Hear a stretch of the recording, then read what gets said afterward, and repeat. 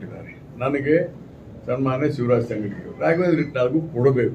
Is also deserving. 3 time ಆಗಿದ್ದಾರೆ ಮತ್ತು ಪ್ರಾದೇಶಿಕವಾಗಿ ಇದರಲ್ಲಿ ಕೊಡಬೇಕು. ಯಾಕಂದ್ರೆ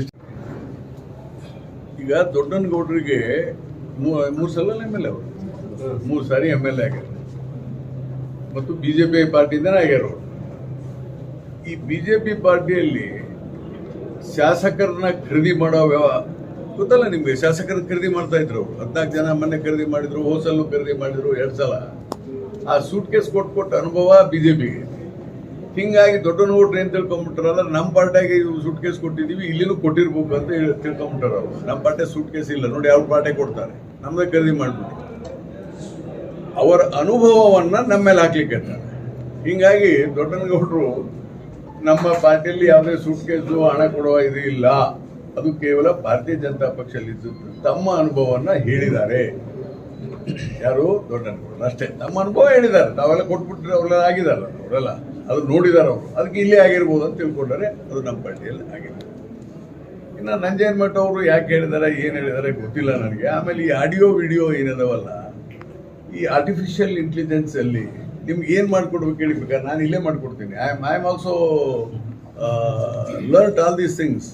I am little, I am not A very expert technician, but certainly I am a technician. I use ChatGPT, Gemini, ಗೊತ್ತಲ್ಲ Gemini?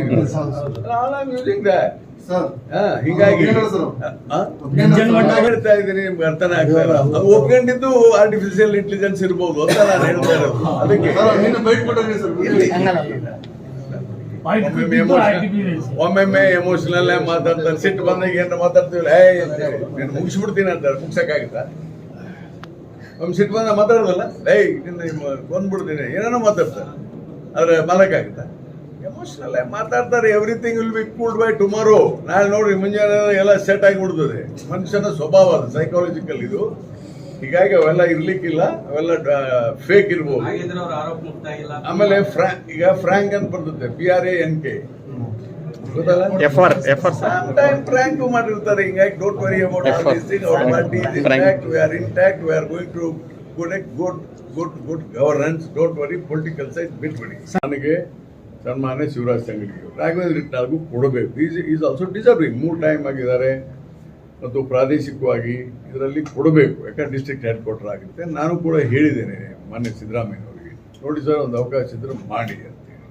ನನ್ನ ಕಡೆಯಿಂದ ಏನು ಮಾಡಬೇಕು, ಯಾಕಂದರೆ ರಾಘವೇಂದ್ರ ಸ್ವಲ್ಪ ನನಗೆ ಹತ್ರ ಇದ್ದಾನೆ, ಕ್ಲೋಸ್ ಇದ್ದಾನೆ. ಅವನ ಪರವಾಗಿ ಸ್ವಲ್ಪ ಹೇಳಿದ್ದೀನಿ. ಅವನು ಬಂದು ನೀವು ಹೇಳಿದ್ರಾಗತ್ತೆ ಸರ್ ಹೇಳಿದ್ರೆ ಅಂತ ಪಾಪ ನಾನು ಹೇಳಿದ್ದೀನಿ, ಪ್ರಯತ್ನ ಮಾಡಿದ್ದೀನಿ. ರಾಘವೇಂದ್ರ ಇಟ್ನಾಳಾದ್ರೂ 3 ಆಗ್ತವೆ, ಇನ್ನೊಂದು ಕೋರ್ಟ್ ಇದೆ ಅಲ್ಲಿ. ಅದಕ್ಕೆ ಸ್ವಾಗತಿಸ್ತೇನೆ. ಅದಕ್ಕೆ ನಮ್ಮ ಕೊಪ್ಪಳ ಜಿಲ್ಲೆಯಲ್ಲಿ ಅನಾವಶ್ಯಕವಾಗಿ ನಾನು ನೋಡಿದೆ, ನನಗೆಲ್ಲ ವಾಟ್ಸಪ್ಪಲ್ಲಿ ಕಳಿಸಿದ್ದಾರೆ, ನಾನು ರಾಜೀನಾಮೆ ಕೊಡ್ತೀನಿ ಅಂತ. ಅದು ಸರಿಯಲ್ಲ. ರಾಜೀನಾಮೆ ವಾಪಸ್ ತಕ್ಕೋಬೇಕು. ಅವರೆಲ್ಲ ವಾಪಸ್ ತಕ್ಕೊಂಡು ಪಕ್ಷಕ್ಕೆ ಕೆಲಸ ಮಾಡಬೇಕು. ಈಗ ನಾನು ಹೋದ ಸಾರಿ ನನ್ನನ್ನು ಮಂತ್ರಿ ಮಾಡಲಿಲ್ಲ ಯಾರು, ಸಿದ್ದರಾಮಯ್ಯನವರು. ನಾನು ನಮ್ಮ ತಾಲೂಕಿನಾಗ ಯಾರು ಪ್ರೊಟೆಸ್ಟ್ ಮಾಡಲಿಲ್ಲ, ನಾನು ಪ್ರೊಟೆಸ್ಟ್ ಮಾಡಲಿಲ್ಲ. ನನ್ನ ಪರವಾಗಿ ಯಾರು ಒಬ್ಬರು ಬಂದು ಹೇಳಿಲ್ಲ. ಕೇಳಿ ಅಮರೇಗೌಡರು ನಾನು ಮಂತ್ರಿ ಮಾಡ್ರಿ ಅಂತ ಹೇಳಿನನ್ರಿ. ಅಮರೇಗೌಡರು ಇವತ್ತು ಹೇಳಿಲ್ಲ, ಎಂದೂ ಹೇಳಿಲ್ಲ. ನಾ ಎಂದೂ ಕರ್ಕೊಂಡು ಹೋಗಿಲ್ಲ. I am single man, I am always A single man. ಪಕ್ಷ ನನ್ನ ಮೇಲೆ ಇದನ್ನ ಇಟ್ಟಿದ್ದಾರೆ, ಮಾಡಿಲ್ಲ ನಾ ಏನು ಅಸಮಾಧಾನ ಆಗ್ತಿಲ್ಲ. ಬೇಕಾದ್ರೆ ಇವತ್ತು ಮುಖ್ಯಮಂತ್ರಿಗಳು ನೀನು ಬೇಡಪ್ಪ, ನಾ ಆಮ್ ರೆಡಿ. ನನಗೆ ಏನು ಸಮಸ್ಯೆ ಇಲ್ಲ. ಅಧಿಕಾರದಿಂದನೇ ಎಲ್ಲ ಆಗುತ್ತೆ ಅಂತ ಬೇಕು. ಅದು ಕೆಲವು ಸಾರಿ ಆಗೋದಿಲ್ಲ. ನಾನು ಎಷ್ಟೋ ಸಾರಿ ಆಗಲಿಲ್ಲ. ಈ ಧರ್ಮಸಿಂಗ್ ಕ್ಯಾಬಿನೆಟ್ ನಾನಾದ ಮಾಡಲಿಲ್ಲ, ಅಮರೇಗೌಡರು ಆದಂಗೆ ಕಾಣುತ್ತೆ ಅವಾಗ. ಮತ್ತೆ ಅಮರೇಗೌಡರು ನನಗಿಂತ 94 MLA, ನಾನು 85 89. ಕೇಳಿ ಅಮರೇಗೌಡರ ಬಗ್ಗೆ ಅಂದ್ರೆ ಕೆಟ್ಟದ್ದು ಮಾತಾಡಿದ್ದೇನೆ. ಆದ್ರೆ ಗೌಡರು ನಮ್ಮ ಪರವಾಗಿ ಹೇಳೋದು. Please, I am comfortable. ಈಗ ತಾವು ಏನು ಮಾಧ್ಯಮದ ಸ್ನೇಹಿತರು ಪ್ರಶ್ನೆ ಕೇಳಿದ್ರಿ, ಇವತ್ತು ಏನಾಗಿದೆ ನೋಡಿ, ಅಧಿಕಾರ ಅನ್ನೋದು ಎಲ್ಲರಿಗೂ ಬೇಕು. ಇಟ್ಸ್ ಎ ಡಿಸೈರ್, ತಪ್ಪಲ್ಲ. ಈಗ ನಾನು ಮಂತ್ರಿ ಆಗಿದ್ದೇನೆ, ಮುಖ್ಯಮಂತ್ರಿ ಆಗಬೇಕು, ಮುಖ್ಯಮಂತ್ರಿ ಆದ ಪ್ರಧಾನಮಂತ್ರಿ ಆಗಬೇಕು, MLA ಆಗಿರ್ತೀವಿ, ಇನ್ನೊಂದು ಆಗಬೇಕು. ಇದೆಲ್ಲ ಆಸೆಗಳಿದ್ದಾವೆ. ಸ್ವಲ್ಪ ಆಸೆಗಳಿಗೆ ಎಲ್ಲರಿಗೂ ಇತಿಮಿತಿ ಇರಬೇಕಾಗುತ್ತೆ. ಆಮೇಲೆ ಎಲ್ಲರನ್ನೂ ತೃಪ್ತಿಪಡಿಸೋದು ಯಾವುದೇ ಸರ್ಕಾರಕ್ಕೂ ಸಾಧ್ಯ ಇಲ್ಲ, ಯಾರಿಗೂ ಸಾಧ್ಯ ಇಲ್ಲ.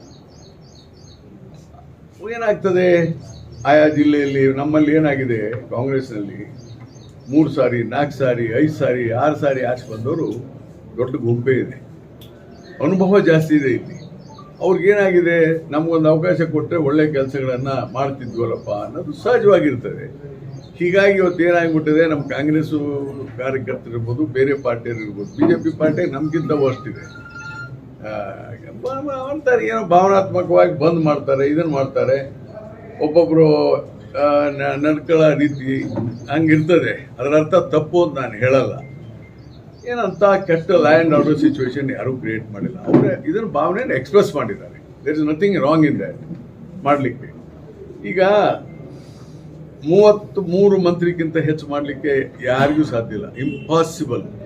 ಯಾಕಂದರೆ there is a limit on 34 ministers including chief minister. ಹೀಗಾಗಿ ಪಕ್ಷದ ವರಿಷ್ಠರಾಗಲಿ ಮುಖ್ಯಮಂತ್ರಿ ಏನೂ ಮಾಡಲಿಕ್ಕೆ ಸಾಧ್ಯ ಇಲ್ಲ. ಅದಕ್ಕೆ ಶಿವಕುಮಾರ್ ಅವರಿಗೆ ಅನುಭವ ಇದೆ. ಅವರು 8 ಸಾರಿ MLA ಆಗಿದ್ದಾರೆ, ಉಪಮುಖ್ಯಮಂತ್ರಿ ಆಗಿದ್ದಾರೆ.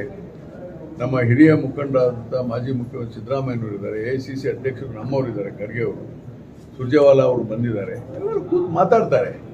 ಆಮೇಲೆ ಇದು ಎಮೋಷನಲ್ ಆಗಿರುತ್ತೆ, 1 ದಿವಸ 2 ದಿವಸ. ಸಹಜವಾಗಿ ಎಲ್ಲ ಸರಿ ಹೋಗ್ತದೆ. ಯಾರೂ ರಾಜೀನಾಮೆ ಕೊಟ್ಟು ಯಾರೂ ಇದನ್ನು ಮಾಡಲಿಕ್ಕಿಲ್ಲ.